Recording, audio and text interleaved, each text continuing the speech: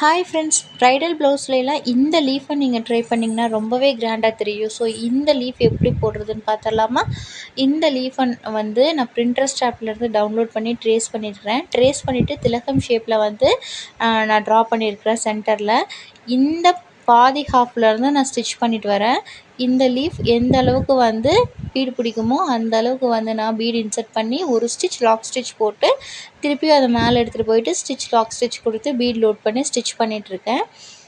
So நீங்கள் வீட்டில் இருந்தபடியே ப்ரொஃபஷ்னலாக ஆரி ஒர்க் கற்றுக்கிட்டு பிஸ்னஸ் ரன் பண்ணணும்னு ஆசைப்பட்றீங்க அப்படின்னா உடனே ஸ்க்ரீனில் தெரியுற வாட்ஸ்அப் நம்பருக்கு ஹாய்னு மெசேஜ் பண்ணுங்கள்.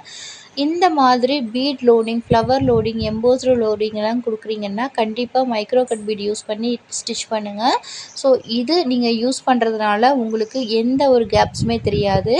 அண்ட் வந்து எந்த கலரில் கட் பீட் கொடுக்குறீங்களோ அதே கலரில் வந்து காட்டன் த்ரெட்டை வந்து யூஸ் பண்ணுங்கள்.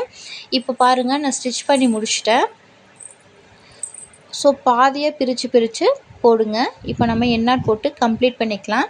இந்த சென்டரில் இருக்கிற கேப்புக்கு என்ன பண்ணலான்னா ஃப்ரெஞ்ச் நாட் கொடுக்கலாம், லாங் ஃப்ரெஞ்ச் நாட் உங்களுக்கு எது விருப்பமோ அந்த மாதிரி கொடுத்துக்கோங்க. நான் என்ன பண்ணுறேன்னா ஒரு சுகர் பீடு அண்ட் வந்து ஒரு 1/4 இன்ச் பீடு வந்து கொடுத்து ஸ்டிச் பண்ணுறேன். ஸோ உங்களுக்கு இந்த மாதிரி ஆரி டிப்ஸ் வேணும்னா மறக்காமல் சேனலை சப்ஸ்கிரைப் பண்ணி வச்சுக்கோங்க. நெக்ஸ்ட் வீடியோவில் பார்க்கலாம். தேங்க்யூ. இந்த வீடியோவோட ஃபுல் லிங்க் டிஸ்கிரிப்ஷனில் இருக்குது, மறக்காமல் செக் பண்ணிடுங்க. தேங்க்யூ.